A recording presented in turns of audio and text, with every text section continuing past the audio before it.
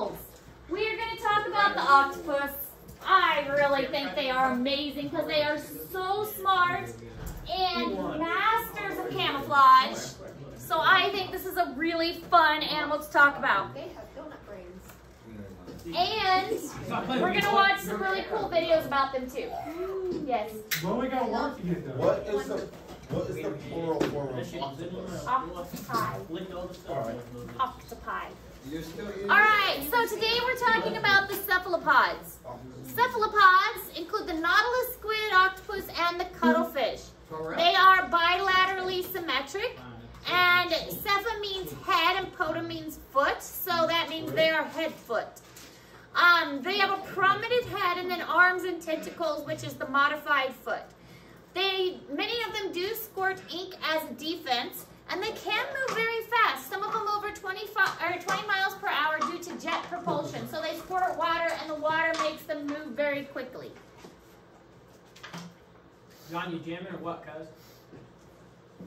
Yes, everybody. That's tough, boy. Getting back.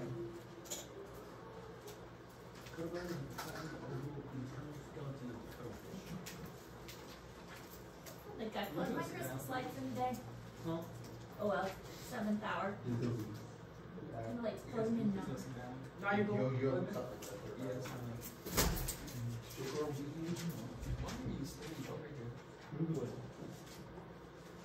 Taking notes. I'm watching his notes. But you should be taking notes. Yes, it But he was gonna share them with me. You should take But your no. own notes. No, I guess not. Nope. Oh my. Please be quiet, son. Sorry, Haven. Sorry. Yeah, as you should be.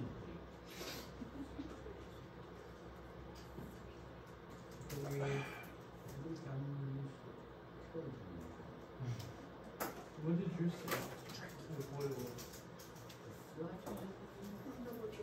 Oval internal skin of the cuttlefish. Would you we come and with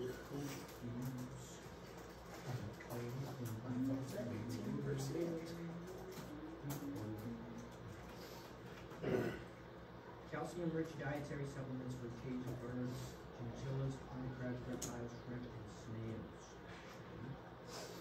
Just what I heard. And what was that? Ooh, okay.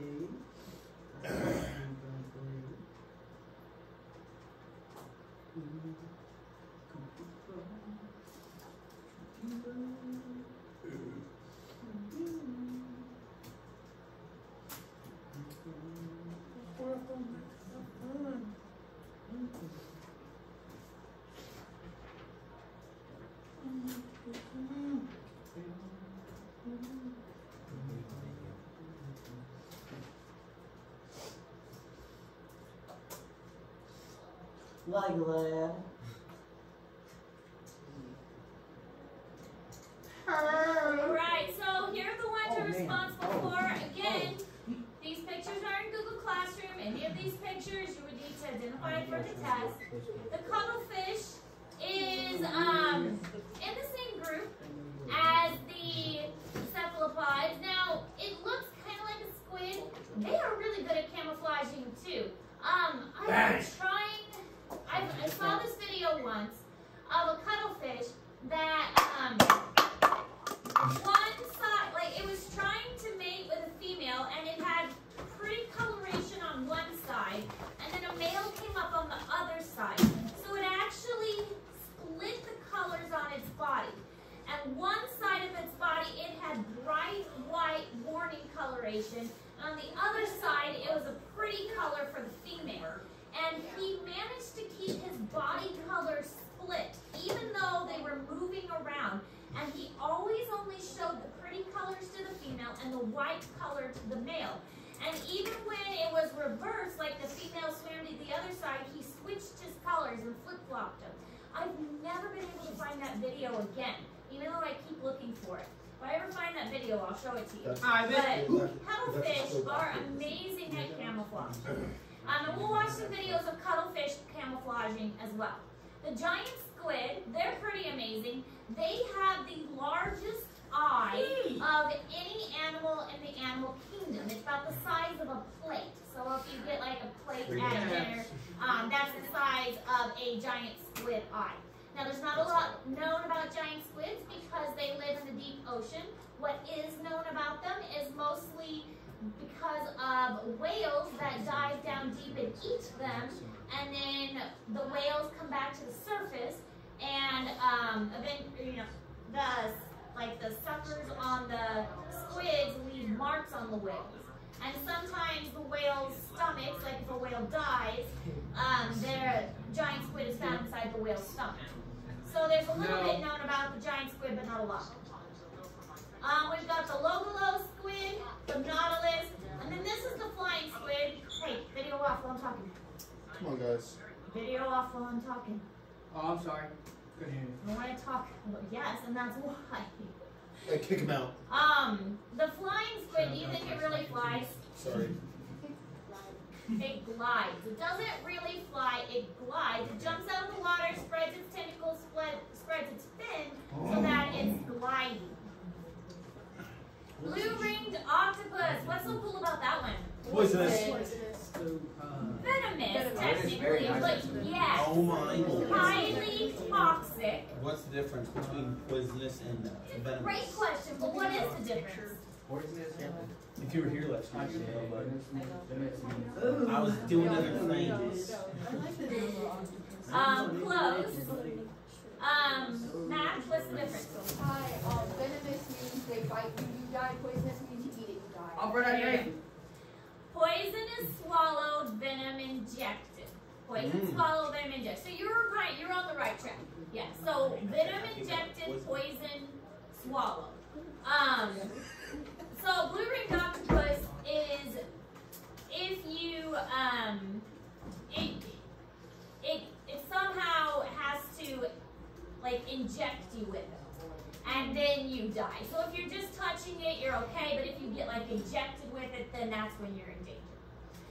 Mimic octopus is very good at camouflaging. Giant Pacific octopus, this was in Finding Dory. Okay, this was the septopus that was in Finding Dory that had one of its legs missing. So that's why it was in the aquarium in Finding Dory. And then the coconut octopus. This one's really cool. We'll watch a video about this. The coconut octopus recognizes that he is very squishy and not protected. So he will find a coconut shell, and if he finds a coconut shell that he really likes, he will carry it around with him. And he will actually walk on his tippy toes, or his tippy tentacles, and carry the shell with him. And when he finds a predator or something, he will close up in his shell and wrap himself up and use the shell as a protection for him. And what's interesting about that is he recognizes the coconut shell as a tool. And there are not many animals that use tools. And the use of a tool is an indication of intelligence. So the fact that the coconut octopus uses another object as a tool is an indication that they are super intelligent. So the coconut octopus gets his name because he carries around empty coconut shells and uses them as a little home. And he'll carry it from place to place when he finds one he likes, and fits it together to make a little home and squishes inside it. So we'll watch a video about that too. And then there's the Dumbo octopus. He gets his name because he looks like the little Dumbo elephant. He's kind of cool. That's cute. He is kind of cute. He's very cute. He is very cute. Alright, so these are the most intelligent of all invertebrates. Invertebrates, animals without bones. Large brains and giant nerve fibers means that they have signals that can be passed from the brain to the rest of the body. They don't have what's called a myelin sheath. The myelin sheath is an insulator that helps the nerve to travel fast. We have myelin sheaths, and so that helps our nerve messages get where they're going really fast. They don't have that, but they still have lots of nerves and big brains that help those messages travel. They have really advanced visual and chemical sensors. So that's why the squid has such big eyes. And an octopus has eyes too. So they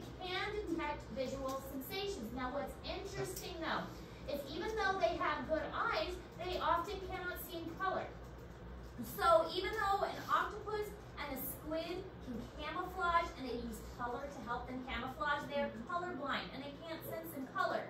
So yes, they can camouflage amazingly well and can't see in color. Master camouflages, and one of the reasons they are so good at camouflaging is not only can they color change, they can texture change. Now, a lot of times when you think of camouflage, you think, oh, a chameleon can change color. Well, yeah. But can a chameleon change from bumpy to smooth?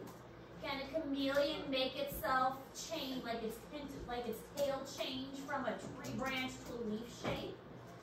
But an octopus can. A cuttlefish can change its tentacle from a sand texture to a leafy texture.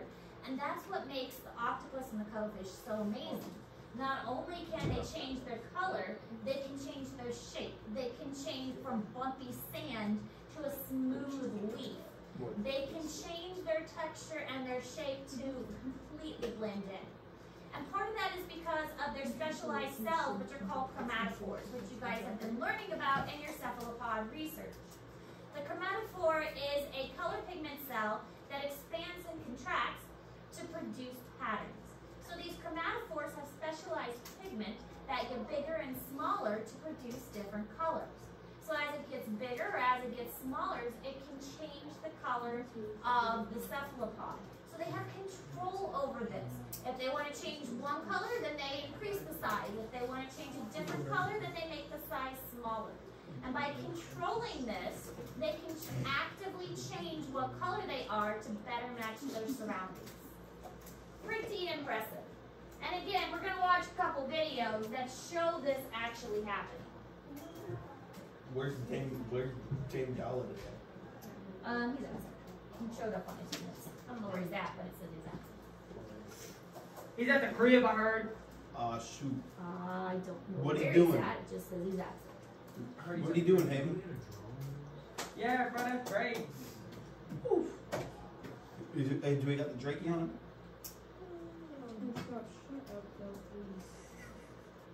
You always got the drinking on.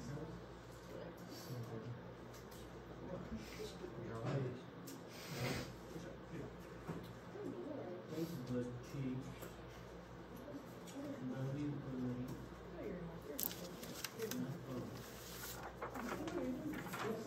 Giant squid.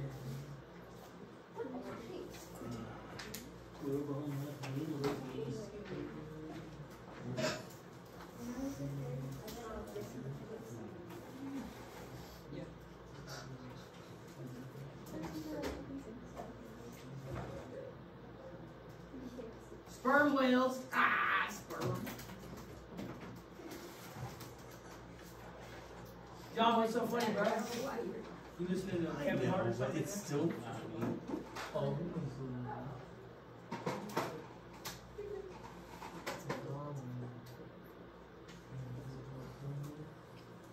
This is what a chromatophore looks like. And it has lots of variations and lots of nerve control coming to it that allows it to expand and contract to have control over the pigment and how much pigment is exposed at a time. More pigment, more color, less pigment, less color. This is what the chromatophores look like. So you can see some of the pigment cells are bigger, some of them are smaller. So imagine each one of these can be individually controlled by the cephalopod so that there is a lot of options for them to change their color.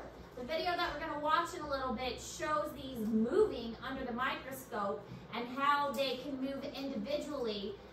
It's really kind of, it almost looks like a disco ball with how fast they're changing and how fast the cephalopod can do this. It's a turtle. Can you see the octopus in this picture? Yes. Yes. Yes. You can see it based on the eyes, and really it's only the eyes that you can see. So here is his eyes. One eye right there, one eye right there. So the octopus is basically right in this area.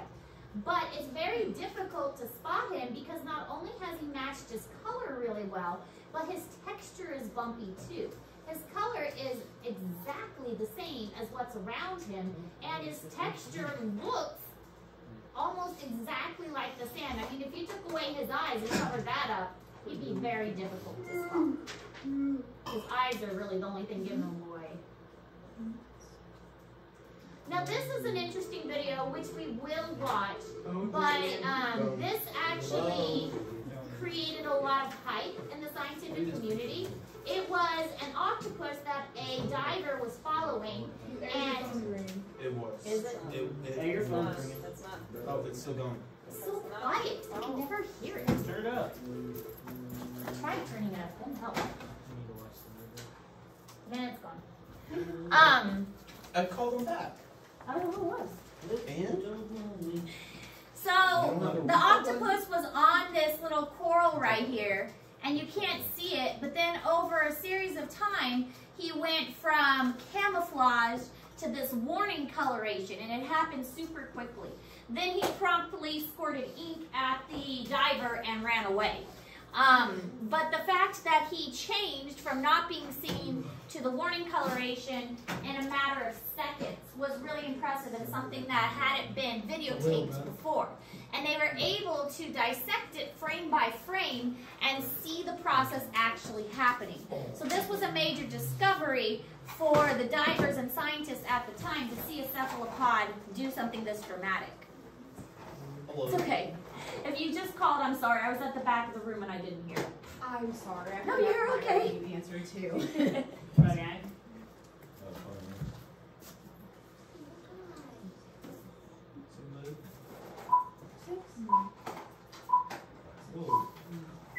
Can we get all the lights off? I have to admit I was screaming when I got this video thing. Nah, you can see okay.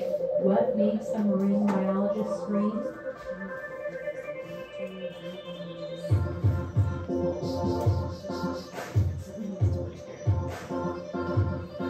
And then he inked him. Roger Hanlon captured this about 10 years ago. He was doing a study in the Caribbean, and he was following this octopus for about an hour. So he crept behind the rock and went into camouflage mode. He Jammed the camera down right in its face, so to speak. prompting it to go from camouflage to a startle defense. Actually, I should show Blanching Steve. white very quickly. And then inking him. But I followed the animal and finished the dive, and I popped at the surface. It was only about 5 feet deep, and I screamed bloody murder, and they thought I was having a dive accident. When actually he was having. It was a eureka moment, there's no doubt about it. And that's because Hanlon is trying to understand just how camouflage works in cephalopods. Yes, cephalopods, squid, octopus, and cuttlefish. They are masters of optical illusion. They are the animals best known to go anywhere in camouflage. No animal comes even close to the speed and diversity of Watch appearances him of do this this. animal. He just And they have a few disappears. tricks at their disposal. Octopus and cuttlefish can change their skin texture. This is the only animal group we know of It's like that Walker. has fine control of its skin to Watch that create show? the bumpiness. I did. And they My manage kids their like skin Walker. And then they change it to the functionality by sight, not by touch, which is a, Vexing visual perception question, and of course they change color. So here's an octopus. doing what we call the moving rock trick. I'm a rock, I'm a rock. Now watch this.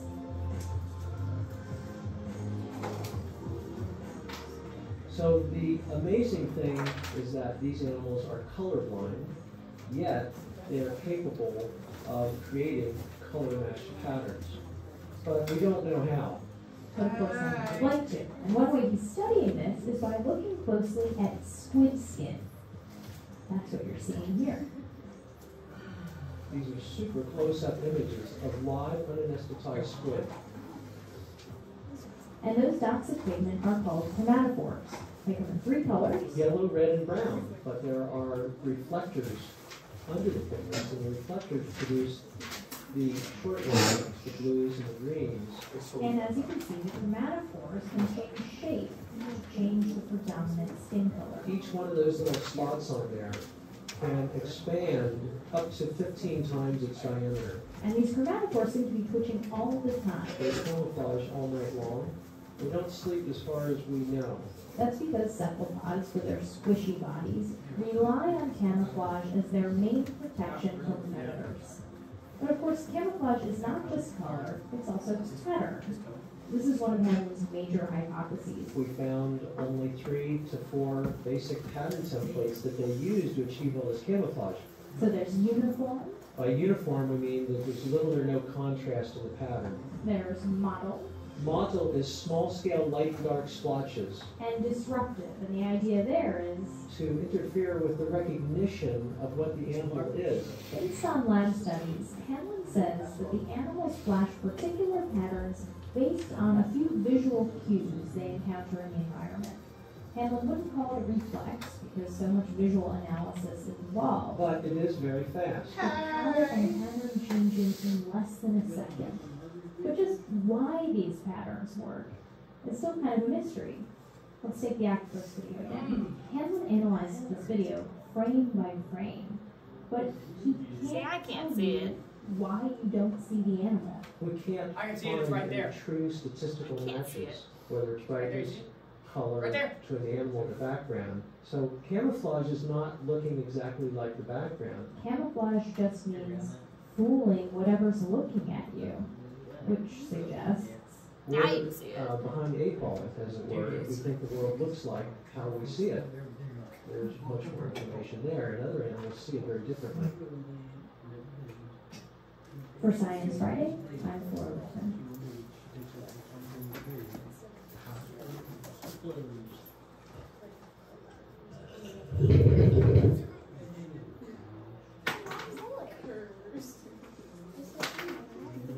The cuttlefish has taken camouflage to the next level. They can change their colour, shape and texture to blend in with the background. It's hard to believe looking at these pictures, but all these cuttlefish are exactly the same species. They're simply changing their appearance depending on what's around them. It's called adaptive camouflage, and it's perfect for hiding from both predators and prey.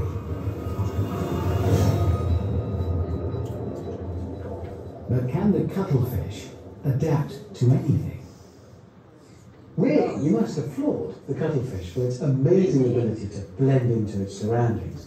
But how clever is that, really? I mean, vanishing amongst things that are around it all the time. It's one thing for a cuttlefish to camouflage itself against seaweed, sand, pebbles and stuff like that. But how would they fare camouflaging themselves against something a bit more complicated? Something a bit like this.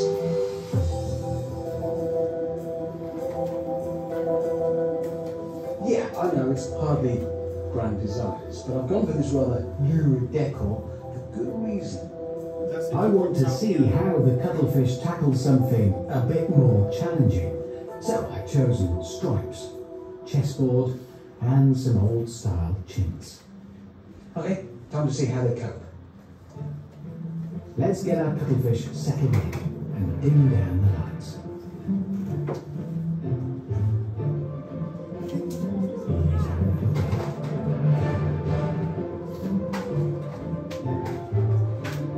And he's gone straight for the big one, the checkerboard flooring.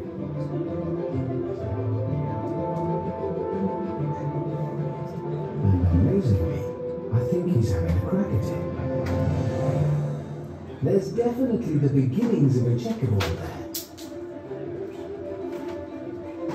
He's not quite lined up right, but, you know, still impressive.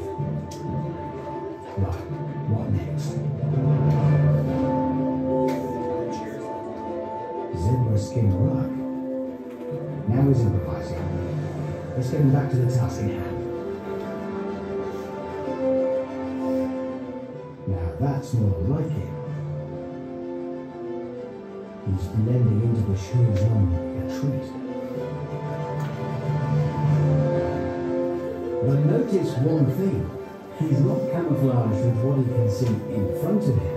He's camouflaged with what's underneath him.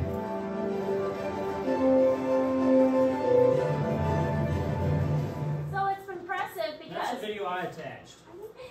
it's impressive because they can't see in color, and he can't see in front of him. I mean, he can only see in front of him, but he's camouflaging with what's underneath him. So not only is he changing color and he's colorblind, but he's blending in with what's underneath him. Pretty impressive little guy. Our understanding of octopus That's the question we don't know. took another leap forward when in Indonesia in 2009, Oh, this researchers guy's reported a vein octopus doing something truly remarkable.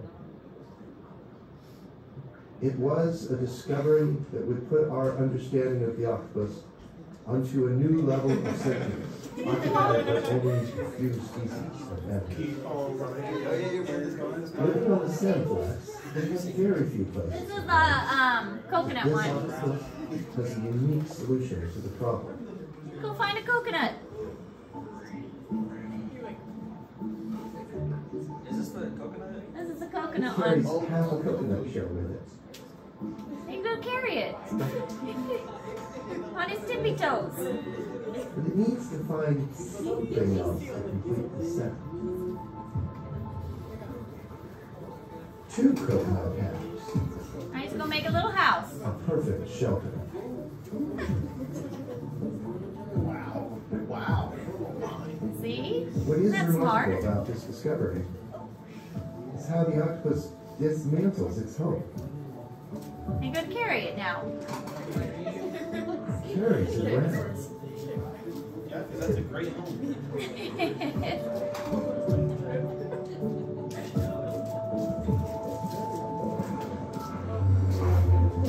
Uses it to hide, to ambush He's gonna prey. take it back to his home and eat it.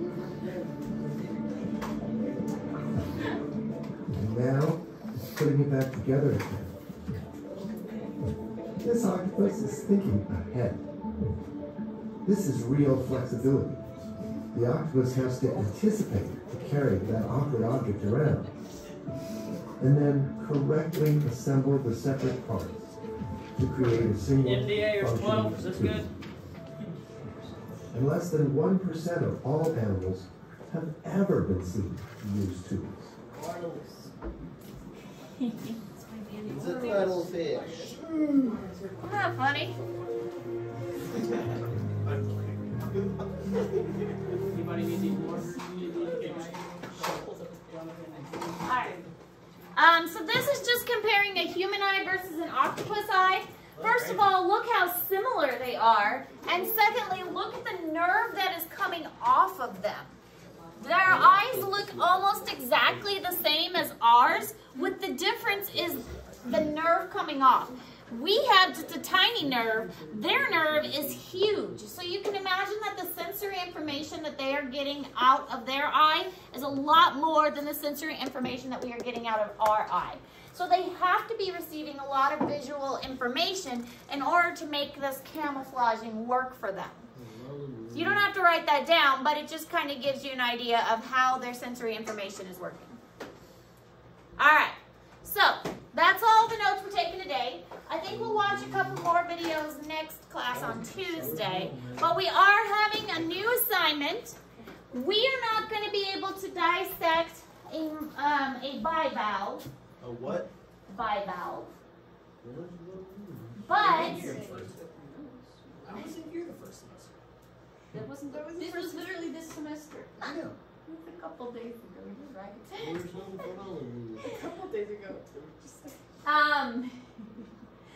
we're not going to be able to dissect a bivalve, but we're going to do a dissection prep to kind of help us be familiar with the insides of a mussel. So I'm going to have us do actually 2 dissection preps. The first one we're going to do is a bivalve dissection prep, and then next week we're going to look at a squid dissection prep. Because it is interesting to compare the insides between a mussel and a squid. They are both considered mollusks, but they're very different, a squid and a mussel. So it's interesting to compare the two. So this will not be due until next week, even though I'm posting it now. The 2 assignments that you have due this week is, of course, your bell work, and you have your cephalopod research and the fill in the blank. Those 2 are definitely due this week. The cephalopod research and fill in the blank are due today. The assignment that I just posted that is in Google Classroom, the mussel dissection prep, is not due until next Friday by 4 o'clock. Any questions? Not for real. Good? No, Okay, we the rest of the hour to work on those. That'll be none of those.